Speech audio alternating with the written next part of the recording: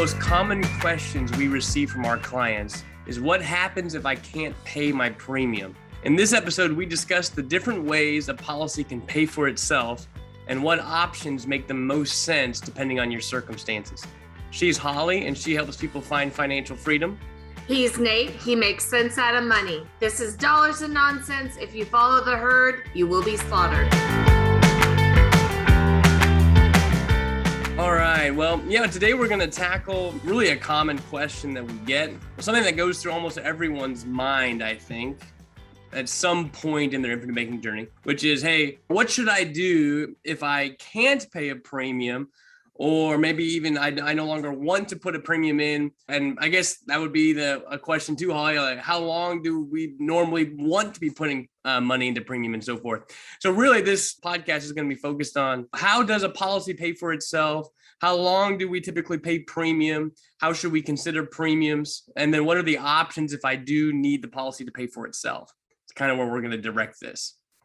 Yeah, and basically this came up because we actually have been getting asked this question a lot. Even the other day, I had a client that's like, I only want to put in money for 5 years. Here's why.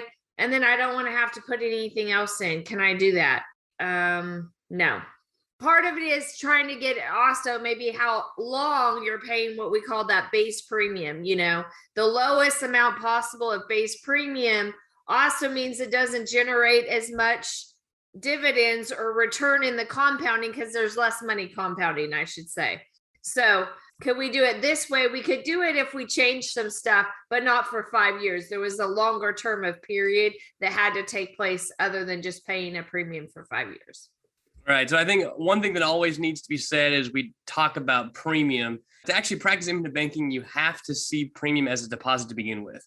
It's a very valid question because at some point it is true, pretty much everybody is going to need their policies to pay for themselves at some point in time, whether it's sooner or later. So I understand the question. What I get concerned about, though, is when some people ask the question because they want to stop paying the premium because they see it as a liability or something, or a payment that has to be made.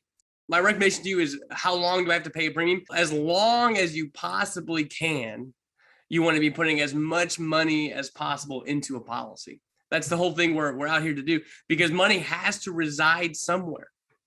And it's way better inside of a policy than it is just floating around in a bank account to be spent out of that account. You want as many dollars in the policy as possible. So you have to keep that front and center when we talk about the ways that the policy can pay a premium. Our suggestion to you is to pay premiums literally until the day you die, if possible, because money's got to flow from one account to another. Got to flow from place to place. That's banking 101. And we really want as much of your financial life to be financed through a policy, not someplace else. So I hope that was helpful, but definitely keep that at the front of your mind. And as we kind of diverge into discussing, okay, here's how you can actually stop paying the premium, though it's certainly not our recommendation. I plan to pay premiums really as long as I can continue working, as long as I continue earning money and people will hire me to help them. I'm going to continue funding policy premiums.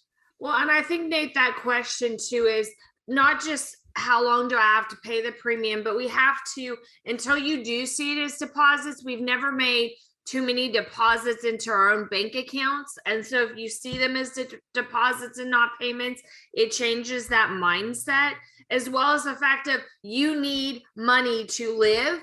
And all of us want to continue having deposits taking place wherever our wealth resides. And so it makes sense that those deposits, which is your premium, is going into a policy. And most of the time when someone would want to stop paying premiums, we're typically a few years in at minimum. And really, once you hit year 4, year 5, year 6, every dollar of premium you pay produces more cash value than the premium you're paying. So I always get surprised when people are concerned about funding the premium. Like, you do realize that the day after you write that check, you're richer than you were the day before. So that typically is indicative of a payment mentality. It's true that there are ways to have a policy pay for itself. There's really 3 ways that it can do this. And we're going to kind of discuss all 3, maybe what circumstances that they would go in or that it would make sense to do. So the question of how long should I pay a premium? As long as you possibly can. At some point, whether you have some sort of financial issues come up or just in the general, at some point you may not be able to earn an active income. So you're switching to passive income mode. So that you're actually pulling money from the policy to live on, not putting money into the policy necessarily. When you get to that point, there's really three ways to do it, Holly. Yes. To have a policy pay for itself. Let's start with the first option. So you have a policy premium come due and you can't fund it. Kind of the most basic option is actually probably the automatic option. If you don't write a check for a premium, the automatic option is to do what's called an automatic premium loan, or in other words, to take a loan out to pay the premium. What really happens, and who do you think would fit? Okay, I can't pay the premium, so I'm going to use the automatic premium loan feature this year. Individuals that maybe have lost their job recently. There maybe were living paycheck to paycheck. Older individuals, I know individuals that have retired and they still have their premium due. And yet they're like, we don't want to pay that premium this year. We're going to automatic premium loan it, which means there's enough cash to pay that premium. So really, I think it falls into either you spent the money you were saving for your premium, Nate, which does happen, or some financial crisis happened in your life where you can't pay it this year, or a global pandemic happens, different things like that. Or you're just older, you don't have income coming in, so you can't pay all of it or part of it. What I've found is that, so when we take a loan to pay the premium, I think we get a little confused as to actually what happens. So remember, the premium is not a payment, it's a deposit. So let's just run through a little scenario here. If I have $100,000 of cash value and a $10,000 premium come due, if I was to pay the premium out of pocket, my cash value would grow from 100,000 to, let's say, 110,000. Simplistic explanation there, because I'm sure if you had $100,000 of cash value and paid a $10,000 premium, you'd have more than 110,000 cash value after that. But nonetheless, so if I have $100,000 of cash value and I pay my $10,000 premium, I now have $110,000 of cash value. What happens if I didn't have the money to pay the premium? Well, what I can do is take a $10,000 loan from my cash value to pay the premium. Now, the question is, what does my cash value statement look like at this point? Well, this is what kind of throws people through a loop. You actually still have $110,000 of cash value after your premium's paid. Because remember, we borrowed money to pay the premium. So I had $100,000 of cash value, and now my premium's paid. And now I have $110,000 of cash value. The difference, though, is that I now have a $10,000 loan balance on the policy. So my net cash value, it remains at $100,000. We had $100,000 before the premium was paid. We borrowed the money to pay the premium, and we still have a net cash value of $100,000. It allows the policy to continue on its trajectory. It's just now we have a loan balance. I think that this option is the best option for those, just like what Holly had said, which was especially the short-term fix individuals. Yeah. It's the best option for the individuals who want to continue paying premiums, but for whatever reason didn't have the money this year. So we'll just take the automatic premium loan, or borrow the money to pay the premium. Maybe we'll pick it back up next year, the year after. I personally, Holly, don't think that the premium loan solution is the best solution for an individual who is saying, I'm done paying premiums. It's not. I agree with you. Yeah, like I don't ever want to pay a premium again. I would not take a loan out to pay a premium for the next 40 years of your life, because the next two options are actually probably going to be a little better than that option. Borrowing money to pay the premium is a fine option, certainly for a short-term solution for a couple of years or something like that. Probably not the best long-term solution for paying premiums, I guess. But all that to say, just know too, a couple of things. I'm going to mention this probably every time, but just because you chose to take a loan against the policy to pay a premium does not actually take money away from you the way that we think it does. So I think what a lot of people in their heads, they think, okay, if I have $100,000 of cash value, a $10,000 premium, and I borrow the $10,000 to pay the premium, I'm only going to have $90,000 of cash value. I'm going to lose money because I did this. I can't stress enough that that's not true, because you didn't borrow the $10,000 out to go blow it at a casino. You borrowed it out to put it right back in. You're really just right back where you were. Plus, the policy is going to continue to grow. So keep that in mind. But what's another way to have a policy pay a premium, Holly? Another way is known as reduced paid up. So plain and simple, in my viewpoint of reduced paid up, is that basically your total cash value typically would be used to purchase a different or a lower death benefit. They say face amount, but death benefit with the same terms kind of and conditions, right? Your policy still earns dividends. You can still have cash, but basically when you do reduced paid up, you basically are taking the cash values and you're purchasing kind of like a lower death benefit per se. Yeah. And the reduced paid up option is kind of the nuclear option, I guess I would say. Yes. Because once you do it, the premium actually goes away. Like you can't put any more money into the policy. Now the cash value stays the same. It continues to earn dividends. It continues to grow with the guaranteed growth. This is a way to actually not have a policy pay for itself. It's actually a way to get rid of the premium. Like we're turning the premium off when we do the reduced paid up. And it does that exactly with what Holly said. Essentially what happens is they reduce the death benefit of the policy down to where the policy is now fully paid up. Now the cash value doesn't change and it doesn't get reduced. Only the death benefit gets reduced and the cash value continues to grow. Premium goes away. I feel like this is one of the better options to say, hey, I really am pretty much just done paying premiums. You know, I'm retiring maybe or something of that nature. And I don't want to put any more money in and just want to live off the growth of the policy. A lot of times a reduced paid up option can be great because it does take the premium completely away and the policy still looks great, continues to grow tax-free. And you still have a death benefit. Yeah, you still have a death benefit, just smaller than it would have been. And when we say small, you have to understand it. The reason why they lowered the death benefit is because you're not paying any more premium. Yeah. So it's the cost of that insurance in today's dollars for the remainder of the policy life. Exactly right. That's a good way to put it. Anybody can just turn off the premium anytime with this option. I do want to say, though, that if you elect to do a reduced paid up in the first 7 years, I believe the policy will become a mech. I wouldn't quote me on that 100%. I don't know all the rules.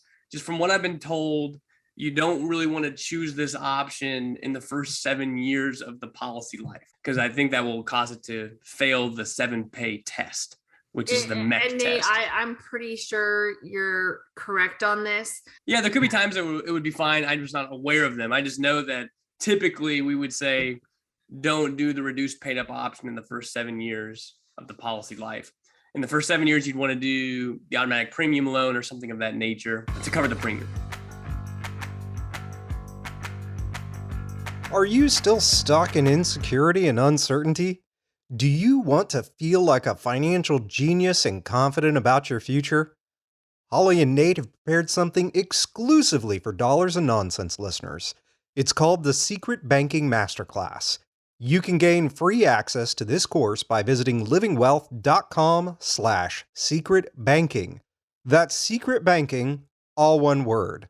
The course will share with you how the conventional system stacks the deck against you, and exactly how to break free from their system. We believe in challenging the status quo. We believe in defying conventional wealth tools while maintaining traditional values. After all, most of those conventional tools only ever seem to make someone else on the inner circle rich. Visit livingwealth.com/secretbanking. That's secret banking, all one word. Ease your worry and start your journey towards security today. Visit livingwealth.com/secretbanking. Now, back to the great episode with Nate and Holly. The third option is using actual withdrawals or what's called surrenders to pay a premium, or this sometimes is called premium offset in the fancy term, where you offset the premium by actually pulling money out of the policy to pay the premium. And this option works a lot like the loan option. It actually kind of works the same way, but when we do the loan option, as I said, we don't actually remove any cash value from the policy. You could do the automatic premium loan and have the same cash value over the next 5 years as you would have had if you hadn't done the premium loan option. The difference, obviously, is that I have a loan balance because I've been using a loan to pay the premiums. With the withdrawal or premium offset or surrender cash value to pay the premium, it kind of has a similar effect, but the policy does not stay on its same trajectory. We actually do take money out. So in this case, if we go back to my little hypothetical example of $100,000 with a $10,000 premium, if I actually withdrew $10,000 from the cash value to pay the premium, what happens is I had 100,000, I took out 10, so now I have 90, and then I put 10 back in to the premium to pay the premium. So I'm pushed back up to 100.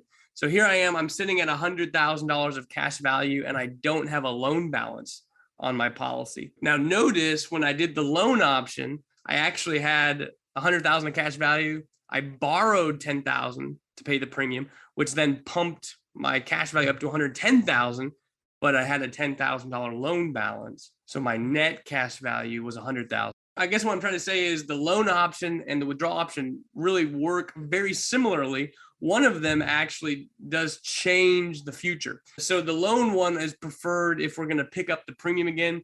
I do a lot of times would choose the premium offset option or the withdrawal option if you're going to plan on having the policy pay for itself for forever, because it's true that it can get a little wonky if we just keep having this ever-growing loan balance on the side. So it can be a little easier and more straightforward and simpler to just do the premium offset option for like a long-term, policy pay for itself situation. Either that one or the reduced paid up are typically the better options for long-term policies being paid for by themselves. But if you're looking for, hey, this is a temporary fix and you don't want to have a very high loan balance, or you don't want to have that reoccurring loan balance, then the premium offset is a great way of doing that, or even taking that for a period of time and then going back in and paying the premiums. But I will say that when you do that premium offset, it's not like you can repay the loan date, right? Where if you're doing a loan out of the policy, you can actually pay that loan back and you can actually get right back on track, really. Yeah, you're right. So like even if we had borrowed, pay 2 or 3 years in a row, a loan does not affect the actual cash value. So the cash value is looks exactly the same as if we had just paid the premium. The difference is we have a loan balance. So we can choose to just write a check to repay the loan balance anytime. And suddenly, voila, the policy looks exactly the way that it was supposed to look had we paid out of pocket the whole time. You're right, though. We don't have that same ability with the withdrawal option. So if we're actually doing premium offset and we're pulling money from the cash value to pay the premium, and let's say we did that for 3 years with the loan and we did that with 3 years with the withdrawal, your net cash value in both scenarios is going to be very similar. Yes. The difference is the loan guy has the option to repay that loan and be right back on track, whereas the withdrawal guy does not have the option to repay any loan or to put the money back into the policy somehow. So definitely for short-term fixes, just taking a loan to pay the premium is the best option. For more long-term focused, I think it's just simpler and easier to do a premium offset. And then if you know for sure you do not want to put in any more money ever again into a policy, the reduced paid up is probably the best option of all for when we're really just putting an end to paying premium. So all that to say, those are the 3 options. I don't know if we really want to go any deeper into any of them or not, but there's certainly, I guess, to kind of alleviate some fears, when we build out a policy, we do not have a set end date for the premium. And we like it that way. In other words, you don't know how long you're going to want to put money into a policy. You can build a policy where, let's say a 10-pay policy where there's only 10 premiums and then you're done and you can't put any more ever again, no matter what. Our suggestion would not be to have a set end date at the outset. So we build policies to where premiums can be paid for forever. However, typically, usually around year 5 to 7 in that range, a policy could pay for itself in any one of these 3 ways. And you could stop paying the premium at your own discretion, but you would not be required to stop in years 5 to 7 or something like that. So this is why we encourage you to understand how this works, but also to not get bogged down in premium as a payment mentality, which is the most crippling thing you can get into. Financially speaking, especially if you're practicing IBC, you got to get past that and understand premiums are deposits. They're your friend. Every time I pay a premium, my net worth goes up. I just paid a $30,000 premium last month and the growth of the cash value was $35,000.